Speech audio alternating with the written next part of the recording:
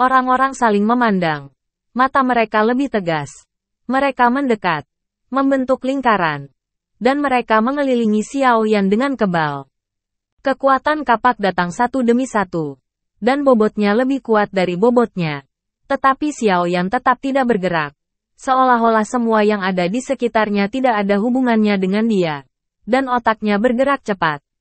Kapak darah mendekat, kabut darah berkibar, badai dan Nan Erming sudah lama berdiri.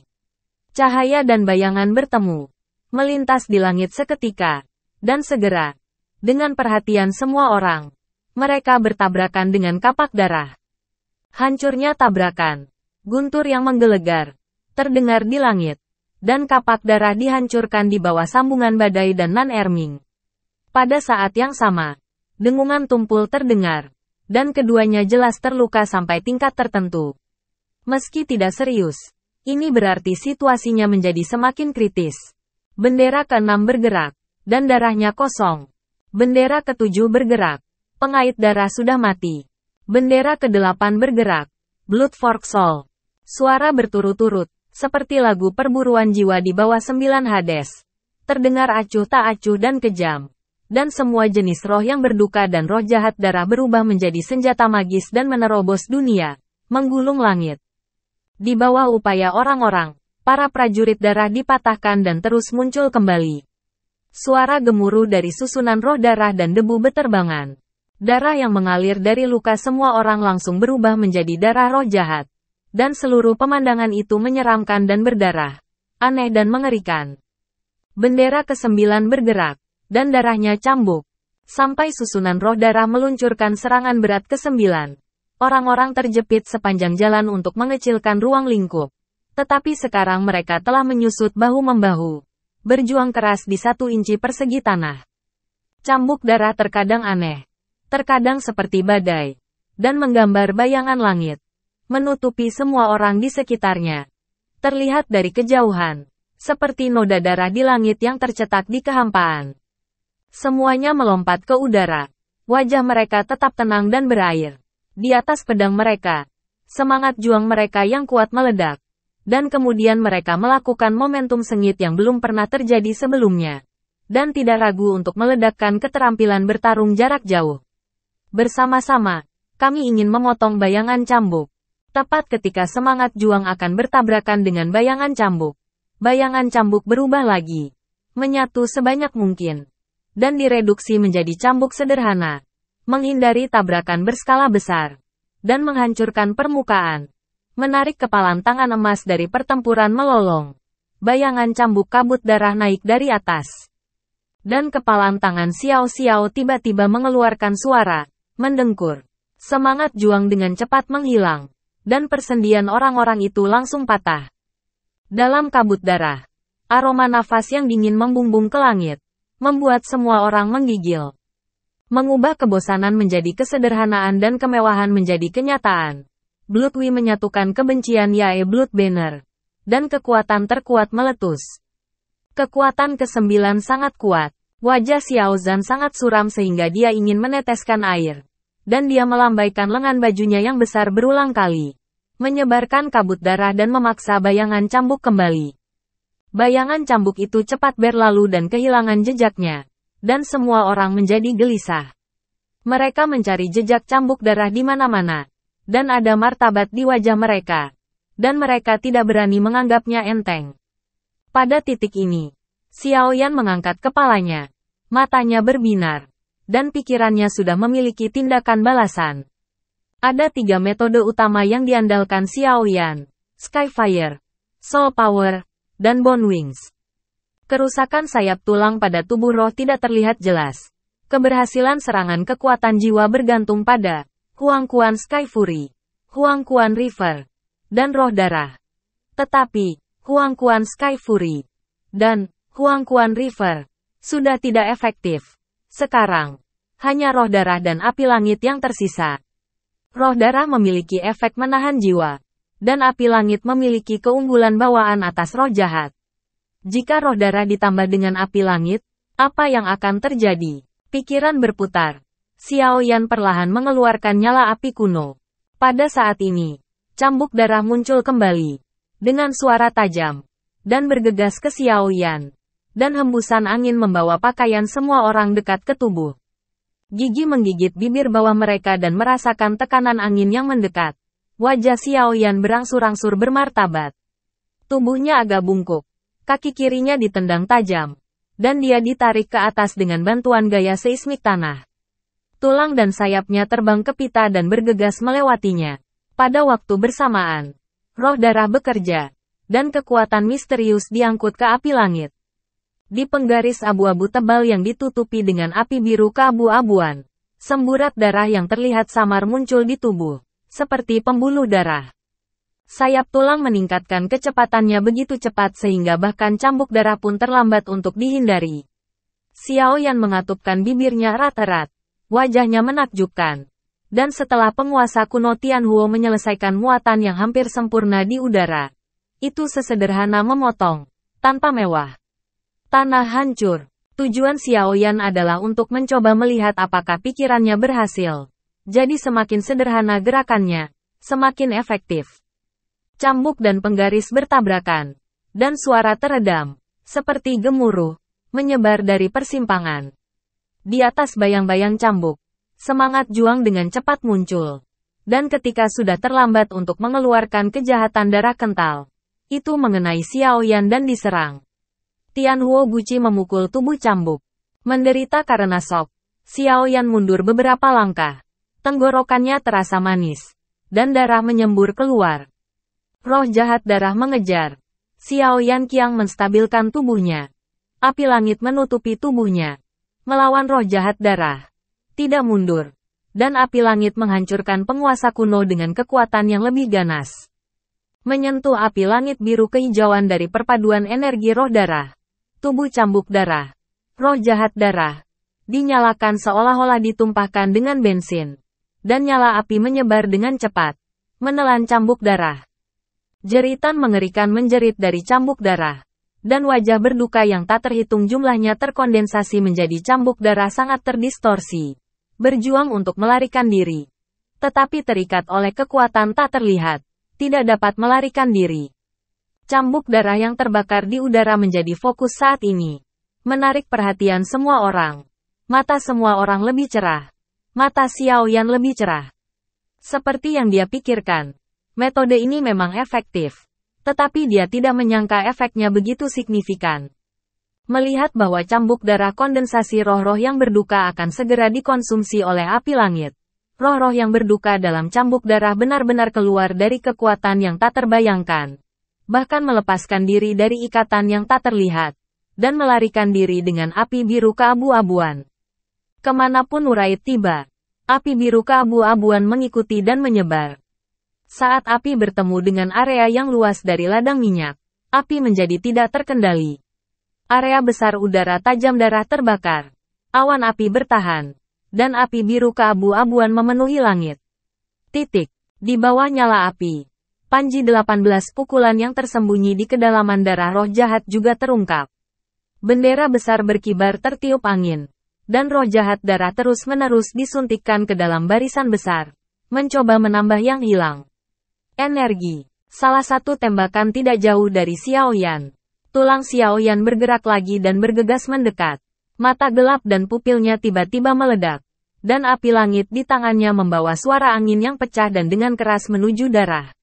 Bendera dibanting. Api virus dipotong di tiang bendera. Tiang bendera patah. Spanduk pameran berkibar tertiup angin. Roh darah tiba-tiba menghilang. Dan gas darah yang kental dan tidak berdarah dari susunan roh darah tiba-tiba menjadi lebih tipis. Langkah Xiao Yan adalah tanda arah. Semua orang menembak secara berurutan dan memotong 8 bendera darah berturut-turut. Arai roh darah segera bergetar dan darahnya dengan cepat hancur. Bendera ke-10 bergerak. Palu darah dipasang. Kemarahan leluhur yang murka tak tertahankan. Dan suara dari suara yang tiba-tiba menghilang dari kesombongan sebelumnya. Jelas. Perkembangan situasi melebihi harapannya. Dan dia buru-buru mendesak kekuatan ke-10 dari susunan roh darah. Putaran palu darah ditangguhkan. Tubuhnya ribuan kaki. Dan rune yang tak terhitung jumlahnya berputar di sekitarnya. Segera setelah palu darah keluar, Kekuatan jiwa berubah menjadi lapisan riak. Api abu-abu biru menghilang. Dan bendera darah dengan cepat menghilang ke dalam susunan. Dan tempat ini menjadi tanah mati dan tandus. Setelah menunjukkan kekuatannya, palu darah menjadi redup dan tumpul. Seolah-olah kelelahan telah habis untuk mempertahankan susunan roh darah. Dan kemudian diam-diam hancur menjadi abu. Meskipun susunan roh darah hampir tidak stabil, tetapi kehilangan 8 pukulan bendera darah, gelombang roh jahat darah jauh lebih sedikit dari sebelumnya. Melihat bahwa api langit biru keabu-abuan yang menggabungkan energi misterius roh darah telah mencapai hasil seperti itu, Xiao Yan bahkan lebih percaya diri. Sekarang dasar dari formasi roh darah tidak stabil, yang merupakan saat yang tepat untuk menghancurkannya. Saat berlalu, Xiao Yan secara alami memahami kebenaran ini. Dia tidak akan pernah membiarkan leluhur dari roh yang berduka punya waktu untuk berkonsolidasi lagi. Xiao Yan melambaikan api surgawi untuk menghancurkan kaki kuno. Dan, 3 kaki Yan Yanhua diluncurkan. Dan gelombang api keluar seperti riak yang menyapu 10 kotak. Api virus benar-benar menyulut tapi yang tampaknya tenang gas dukun darah panas yang mendekati titik didih. Badai dengan hati yang tersisa bergesekan. Tongkat berganti. Angin puyuh naik. Dan api mengambil angin untuk membakar seluruh darah tanpa henti.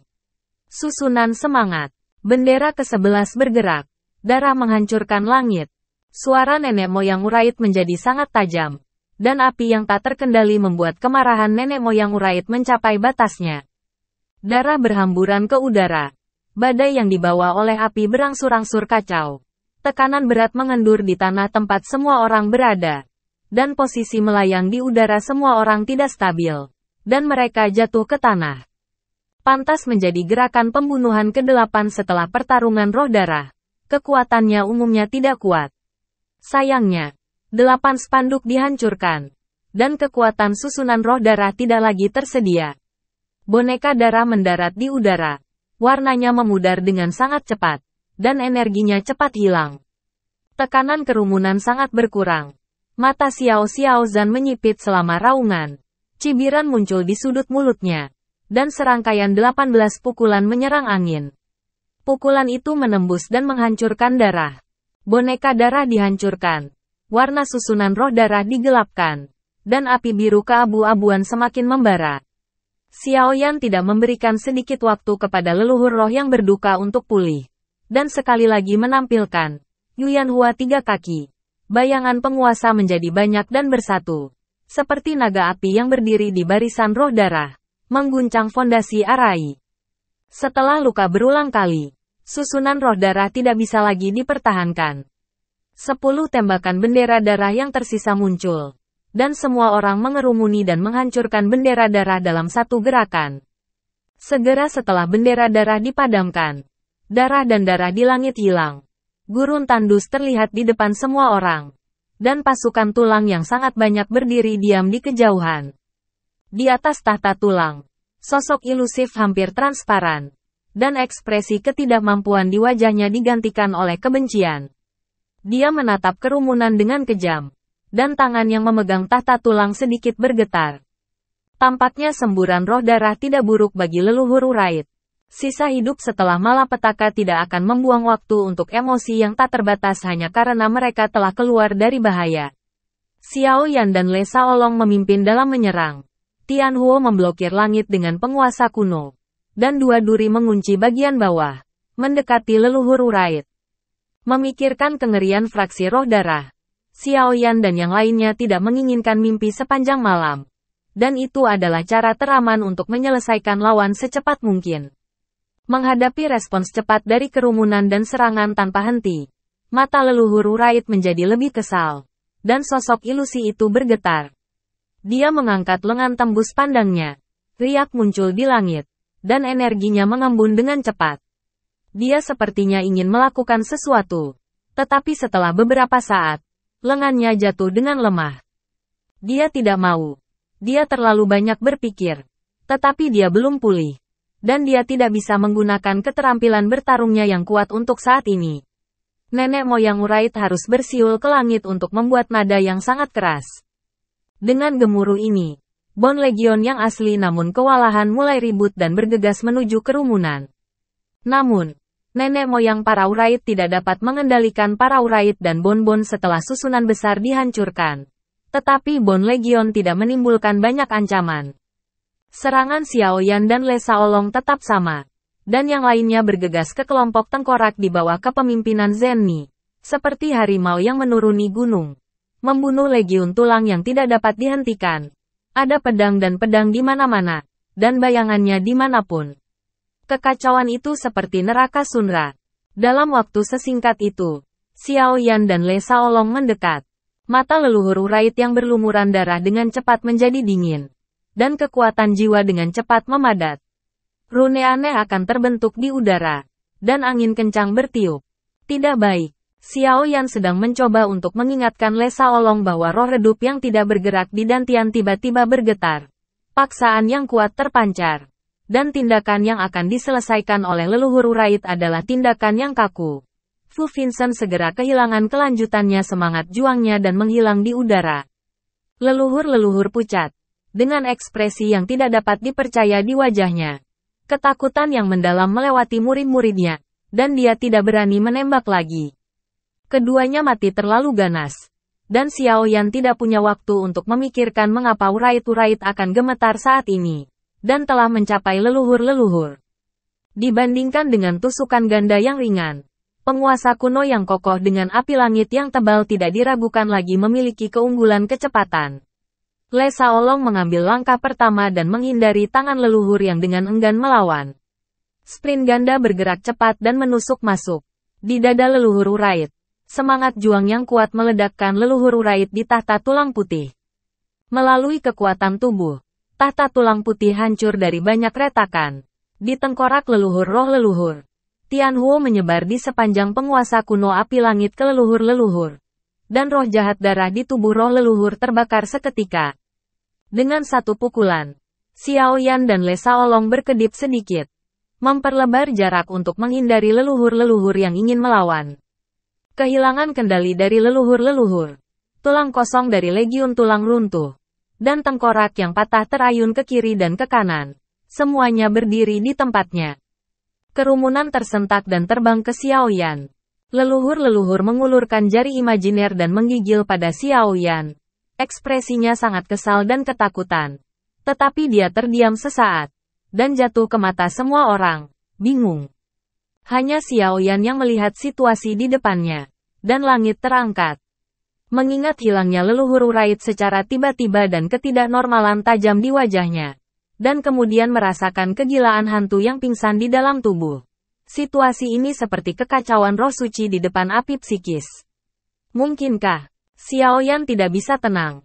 Dugaan itu terus berjatuhan di benaknya. Keraguan berubah menjadi keraguan. Tebakan menjadi spekulasi. Tetapi semua orang tidak memiliki belas kasihan. Dan tidak berani menunjukkan belas kasihan. Kekuatan puncak bintang 6 leluhur-leluhur ditempatkan di sana. Dan begitu dia pulih, tidak ada yang berani memprediksi apa yang akan terjadi. Dengan teratai api jarak jauh Xiao Yan, kemarahan semua orang diledakkan ke leluhur-leluhur. Pukulan penuh Kaisar bintang 6. 5 bintang 5. Ditambah teratai api yang dipadatkan oleh 320 api teratas. Bahkan jika nenek moyang Wraith mungkin tidak dapat mengambil alih bahkan di masa kejayaannya. Apalagi lemah ini ketika itu begitu. Merasakan kematian yang akan segera terjadi.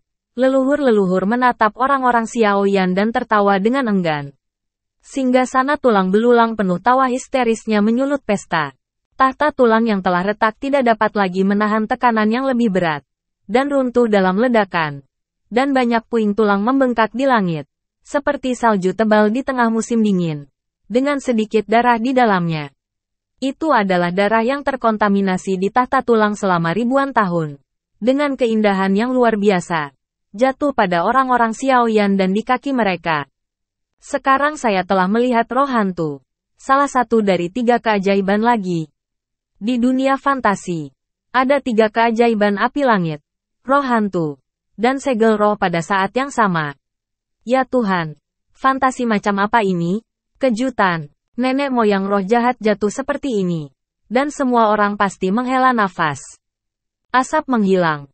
Tetapi nenek moyang leluhur tidak menghilang. Tetapi tidak ada jejak.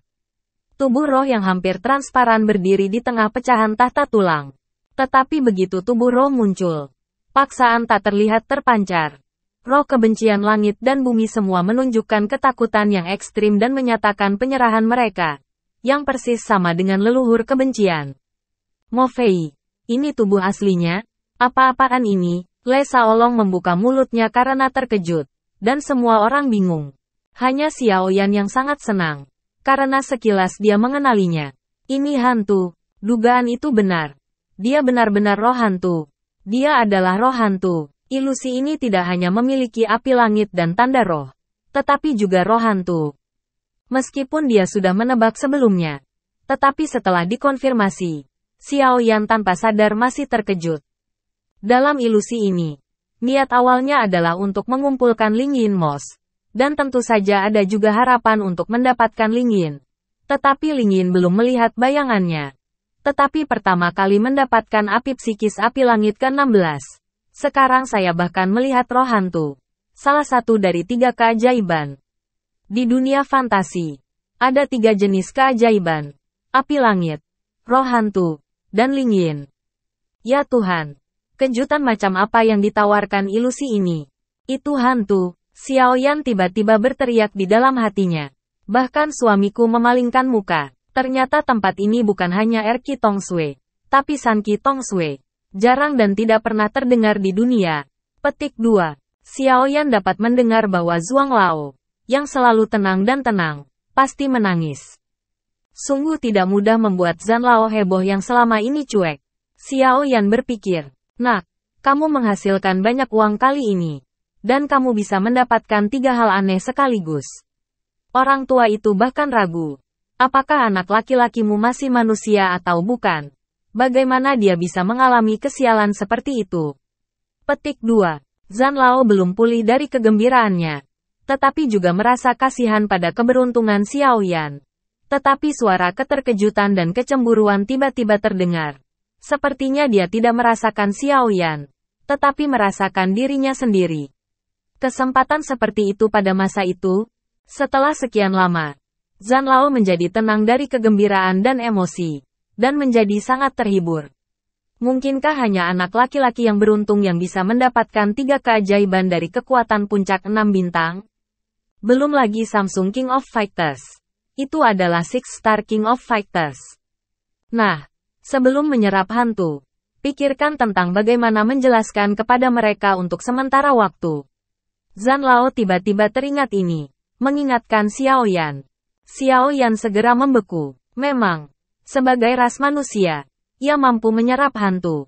Ini adalah sesuatu yang belum pernah muncul di daratan Kaisar. Bagaimana kita bisa menjelaskannya? Xiaoyan mengerutkan kening. Terlihat sedikit bermartabat. Pada saat ini, Zhan Lao tiba-tiba merasakan sedikit perubahan dari puncak menara. Mengapa? Apakah kamu ingin menerobos? Zhan Lao berkata dalam hatinya. Jadi apa kehikmatannya? Bukankah itu hanya 2 jenis garis keturunan? Kamu akan memiliki 3 jenis garis keturunan di masa depan. Kamu dapat mencoba menjelaskan sendiri hal-hal kecil ini. Ini masalah sepele. Xiaoyan hampir tersedak oleh kata-kata Zhan Lao. Dan dia tidak kembali kepada Tuhan untuk waktu yang lama. Apakah sepele memiliki Skyfire dan Ghost? Apakah sepele memiliki darah manusia dan setan? Sebuah suku dapat melahap inti sihir untuk ditingkatkan. Apakah ini masalah sepele? Jika ini padam, Xiaoyan percaya bahwa itu akan segera menimbulkan sensasi terbesar di daratan Kaisar. Bahkan mungkin untuk dibedah oleh kekuatan besar. Apakah ini sepele? Tapi di mulut Zhan Lao, itu masalah sepele. Xiaoyan terdiam. Xiaoyan mengerutkan kening untuk waktu yang lama. Melihat rekan satu timnya yang hidup dan mati bersama. Adegan hidup dan mati sejak memasuki ilusi terlintas di benaknya. Alisnya perlahan terulur. Rekan satu tim yang bisa dipercayakan hidup dan mati akan mengikuti saudara seumur hidup mereka. Apa yang perlu mereka khawatirkan? Apa yang tidak bisa dipercaya? Apa yang bisa saya sembunyikan?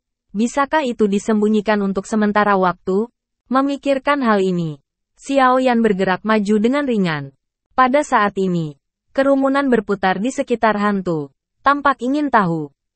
Tatapan Zenni ke arah Xiaoyan. Dengan kepintaran Zenni, dia secara alami melihat keterkejutan dan kecemasan Xiaoyan setelah munculnya tubuh roh. Meskipun dia tidak tahu persis mengapa, intuisi wanita itu memberitahunya bahwa Xiaoyan sangat tersentuh oleh tubuh roh di depan, dan bahkan memiliki beberapa kekhawatiran.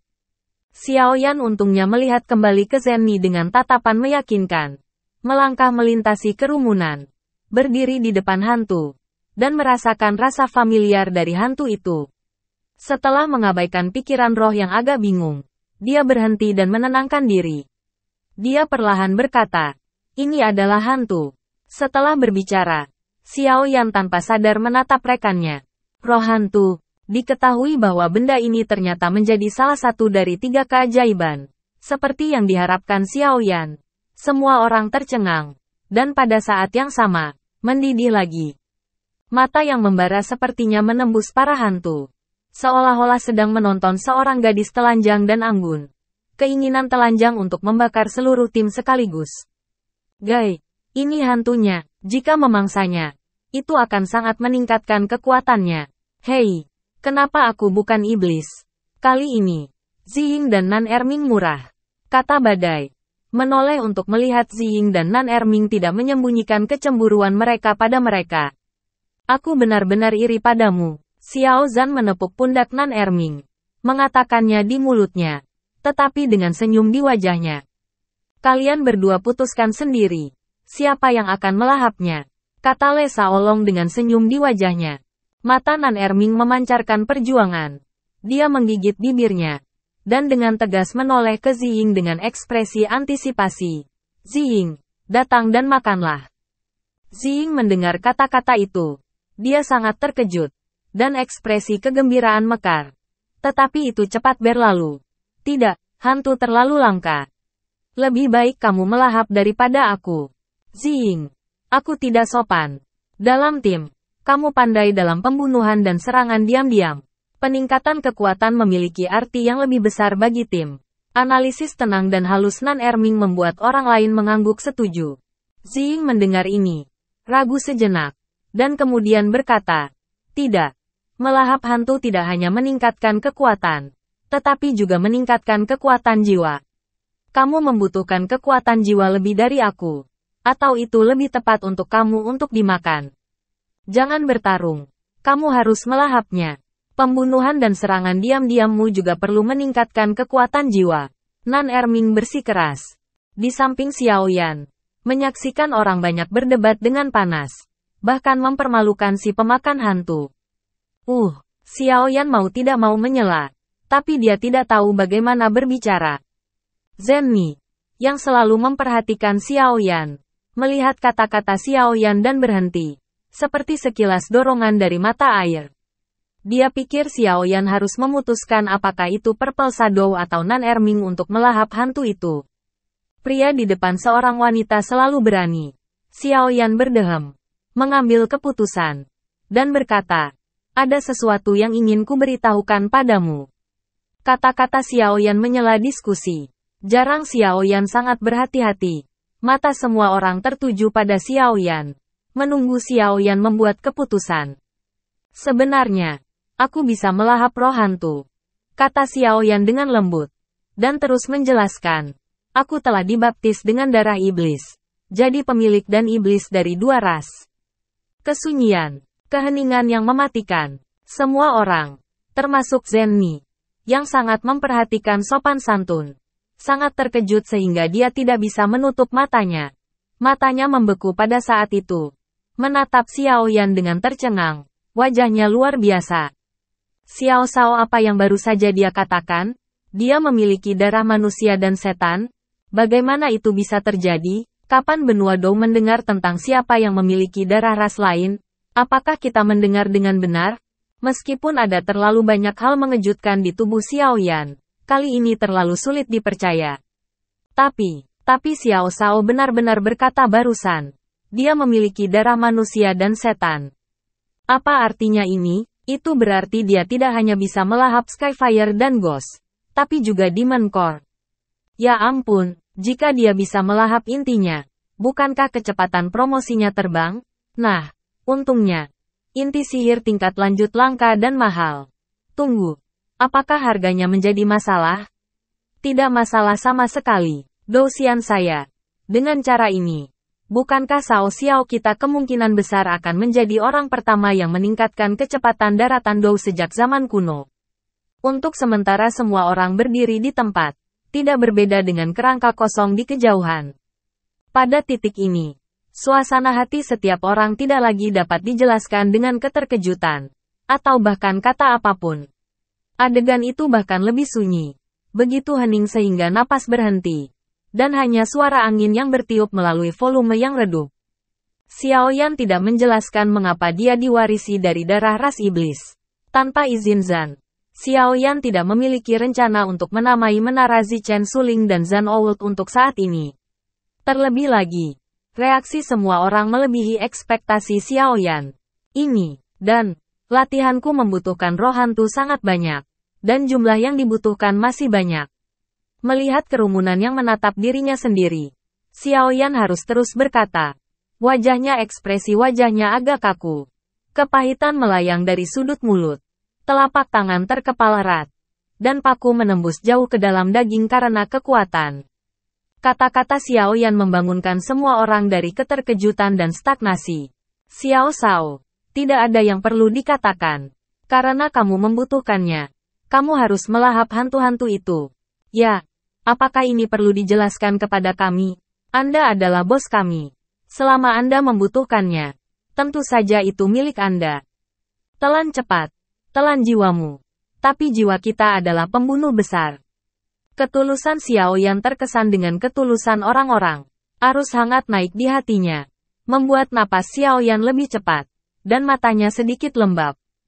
Pada titik ini, adalah munafik untuk mengatakan sesuatu yang lain. Xiao Yan mengangguk. Tidak. Terima kasih. Karena itu berlebihan dan memarahi.